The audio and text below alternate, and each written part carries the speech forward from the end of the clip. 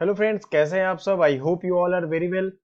दोस्तों, daily morning में 7 AM यानी 7 बजे सुबह में आपको ये CU CT स्पेशल या आप कोई भी और भी एग्जाम देते होंगे, सब में काम आएगा। Current affairs with map and GK GS revise हम लोग करते हुए पढ़ेंगे। और पहला क्वेश्चन हम लोग देखते हैं, which state government has announced the formation of 13 new districts on 26 जनवरी। मतलब 26 जनवरी को किस राज्य ने ये अनाउंस किया है कि 13 नए जिले उनके यहाँ बनाए जाएंगे। तो ये कौन सा जिला है? ये जिला है आंध्र प्रदेश। नेक्स्ट है टोटल पद्मा अवार्ड, यानी पद्म अवार्ड टोटल कितने दिए गए हैं इस साल? तो ये दिए गए हैं 128, जिसमें से 4 पद्म विभूषण है। ये बस आपको याद रखना है, 4 पद्म विभूषण। ठीक है, मोस्ट इंपॉर्टेंट, इसी से सवाल पूछा जा सकता है और मैंने रिसेंट में ये वीडियो भी बना दिया है। How many military personnel were honoured with gallantry and defence decoration awards by ministry of defence. रक्षा मंत्रालय द्वारा कितने सैन्य कर्मियों को वीरता एवं रक्षा अलंकरण पुरस्कारों से सम्मानित किया गया है?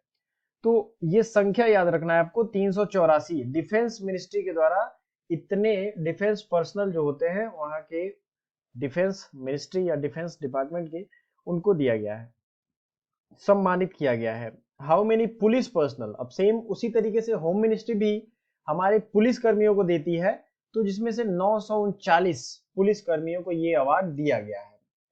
कुछ खास इसमें ऐसा दिमाग नहीं लगाना है। 384 डिफेंस मिनिस्ट्री, 939 पुलिस पर्सनल और 128 टोटल पद्म अवार्ड दिए गए हैं। और भारत रत्न आपको पता है 1954 में शुरू हुआ था और एक ही दिया जाता है। चलिए अगला क्वेश्चन, विच सेंट्रल और state police force has received maximum number of medals on the occasion of Republic day? है ना, 2022 के, सॉरी ये 22 होगा, 2022 के अवसर पे किस पुलिस को सबसे ज्यादा गैलेंट्री अवार्ड मिले हैं? तो ये जम्मू कश्मीर पुलिस को सबसे ज्यादा गैलेंट्री अवार्ड मिला है। अभी तक हमने जम्मू कश्मीर और आंध्र प्रदेश दो राज्यों को देखा है। तो पहले ये खत्म हो जाता है पूरा कंप्लीट करंट अफेयर्स, उसके बाद हम लोग आराम से जीके जीएस के फैक्ट्स देखेंगे। और प्लीज कॉपी और पेन लेकर के बैठिएगा और नोट भी करते चलिएगा।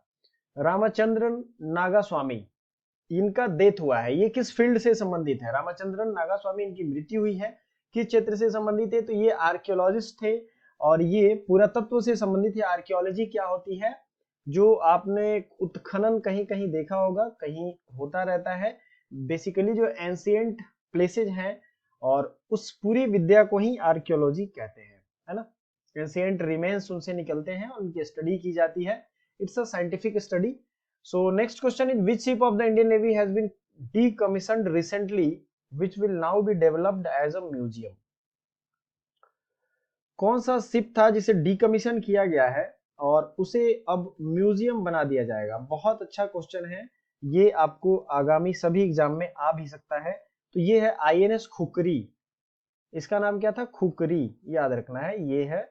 और INS इंडियन नेवल सर्विस इसका फुल फॉर्म होता है। Next question is, Subhash Chandra Bose disaster management award 2022 ये किसे गया है?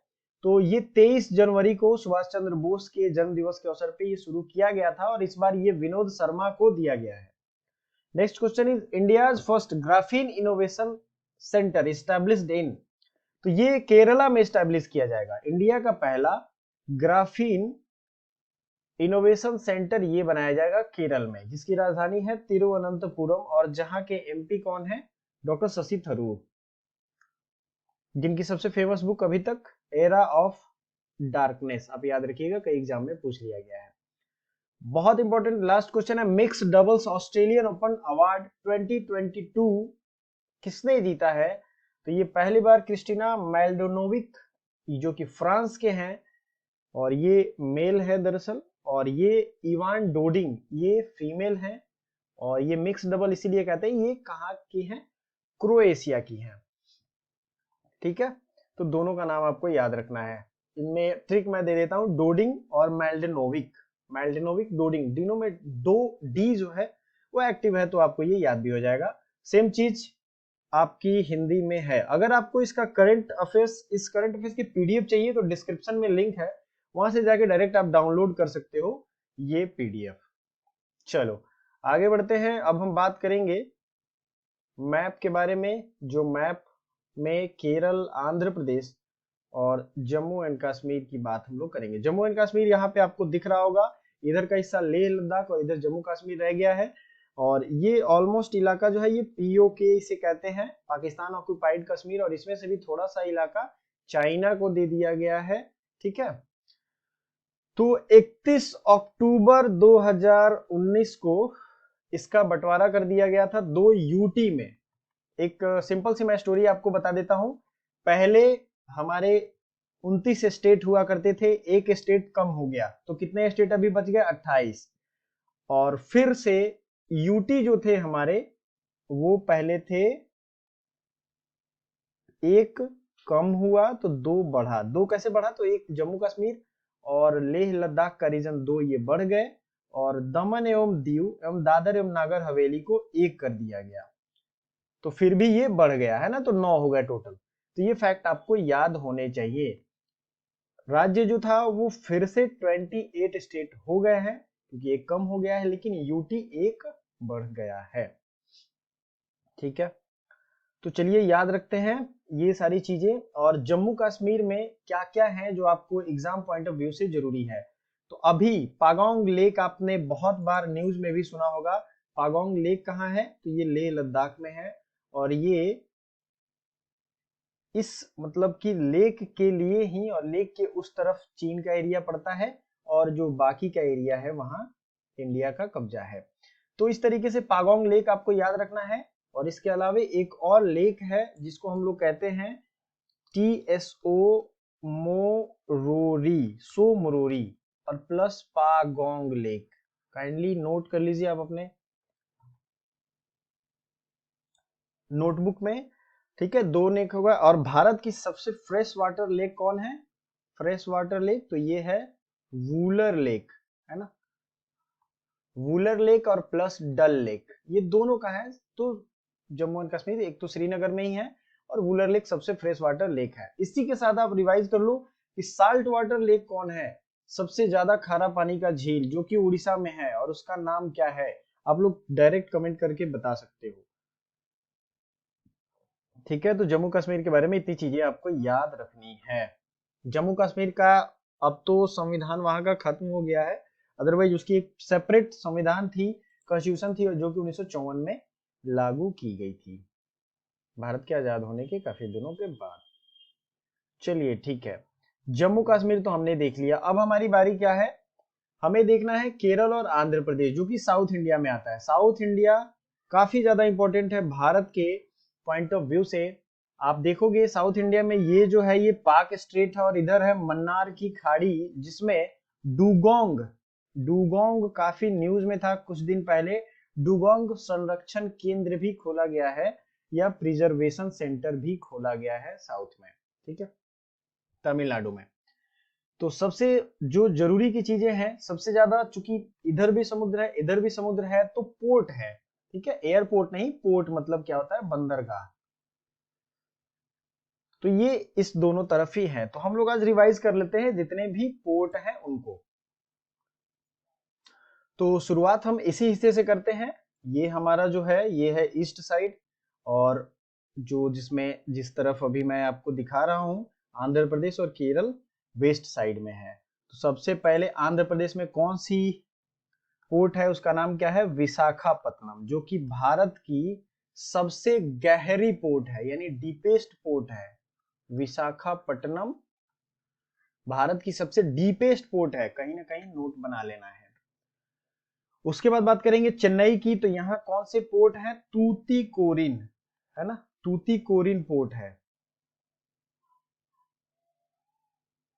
ठीक है, चेन्नई पोर्ट भी है, चेन्नई पोर्ट भी है, यानी कि चेन्नई बंदरगाह भी है। विशाखापत्तनम जो बंदरगाह है ये शिप बिल्डिंग के लिए काफी फेमस है। शिप बिल्डिंग, यहाँ शिप बनाए जाते हैं, गहरा है तो जाहिर सी बात है ये बन जाएगा। फिर अगर थोड़ा सा ऊपर हम लोग चलते हैं, तो ये बंगाल में यहाँ पे कौन सा है? हल्दिया। हल्दिया आप लोग जानते होंगे, हल्दिया बंदरगाह कहाँ है? वेस्ट बंगाल में। ठीक है, कोलकाता तो है ही, जिसका नाम क्या है? Diamond harbour. कोलकाता का नाम है डायमंड हार्बर, है ना, डायमंड हार्बर। और जो दूसरा है उसका नाम क्या है? हल्दिया। और ये रिवराइन पोर्ट है, मतलब एक तरीके से ज्वार भाटा आप लोग समझते होंगे, ज्वार भाटा के आने से ये बंदरगाह जो है कोलकाता वेस्ट बंगाल के, ये काम करते हैं। तो प्रमुख रूप से यही सारे हमारे पोर्ट जो थे वो जरूरी के थे। अब बात करते हैं केरल राज्य की। तो केरल के जो पोर्ट है पहले ये देख लेते हैं और फिर हम बात करेंगे एयरपोर्ट की। केरल में 4 इंटरनेशनल एयरपोर्ट है। भारत का इकलौता ऐसा राज्य जहाँ 4 इंटरनेशनल एयरपोर्ट है। ये पहली इंपॉर्टेंट फैक्ट आपको याद रखना है। पेरियार नदी है यहाँ पे, बहुत फेमस, सबसे लंबी नदी है। और केरल में वेम्बनाड लेक भी है। क्या नाम है? वेम्बनाड, काइंडली नोट डाउन कर लीजिए। और बात करें यहाँ जो बंदरगाह है उसका नाम है कोच्चि। कोच्चि बंदरगाह भी है, यानी कि पोर्ट भी है और एयरपोर्ट भी है, दोनों चीजें हैं, है ना। चलिए आगे बढ़ते हैं। अब बात करेंगे मुंबई में। तो मुंबई में भारत का सबसे बड़ा लार्जेस्ट आर्टिफिशियल पोर्ट है, उसका नाम क्या है? मुंबई या नहाव सेवा, या ना, ये जो है पोर्ट आपका सबसे बड़ा है। फिर आगे बढ़ेंगे जैसे गुजरात में, तो यहाँ कांडला है, और कांडला टाइडल पोर्ट है, यानी कि टाइड से जो पानी आती है, फ्लो बहता है, उस पे भी जहाज का नेविगेशन डिपेंड करता है, ठीक है। और ये ट्रेड फ्री जोन, भारत का पहला ट्रेड फ्री जोन कौन था? तो कांडला था। तो जो भी विशेषताएं थी आपको मैंने बता दी, आपके एग्जाम पॉइंट ऑफ व्यू से काफी ज्यादा जरूरी है, आपको ध्यान रखना चाहिए। तो ये सारे जीके जीएस के फैक्ट आपके एग्जाम में आ चुके हैं, आगे भी आएंगे, तो kindly read them, revise them, and bye for now. कल फिर हम मिलेंगे इतने ही डिटेल वीडियो के साथ। जरूर आइएगा सुबह 7 बजे live. Thank you so much.